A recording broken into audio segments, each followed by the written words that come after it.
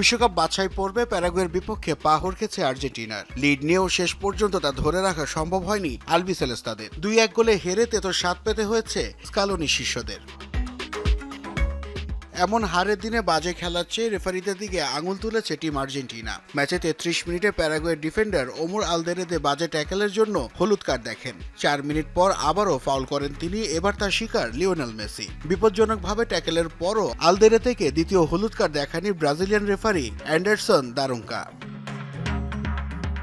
আর্জেন্টিনার জোরালো প্রতিবাদের পরও তা এড়িয়ে যান রেফারি, যার রেশ থেকে যায় ম্যাচের পুরোটা সময় জুড়ে। প্রথমার্ধ শেষে নিজেকে আর ধরে রাখতে পারেননি মেসি। রেফারির দিকে আঙুল তাক করে কিছু একটা বলতে থাকেন এই ফরওয়ার্ড। ম্যাচ শেষে কোচ লিওনেল স্কালোনিও রেফারিকে দাঁড় করিয়েছেন কাঠগড়ায়।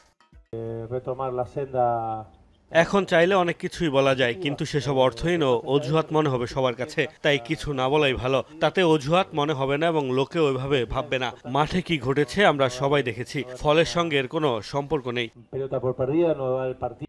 এই আলদেরেতেই ব্যবধান করে দেন ম্যাচের। তার অসামান্য ডাইভিং হেডেই জয় নিশ্চিত হয় প্যারাগুয়ের। তবে এগুলো নিয়ে না ভেবে অতীত থেকে শিক্ষা নেওয়ার তাগিদ দেন স্কালোনি। এসব থেকে অনেক কিছুই শিখেছি আমি। কোনো কিছু সঠিক প্রমাণ করতে এমন ঘটনা অজুহাতের মতো শোনায়। তাছাড়া মানুষও অন্যভাবে দেখে, তাই এসব পেছনে রেখে আসাই ভালো। 2014 সালে ফিফা তালিকাভুক্ত ব্রাজিলিয়ান রেফারি হন দারুঙ্কা। তবে ঘরোয়া লীগ সহ আন্তর্জাতিক ম্যাচগুলোতে বিতর্কিত রেফারিং এর অভিযোগ ওঠে তার বিরুদ্ধে। নাসিফ শুভ, যমুনা স্পোর্টস।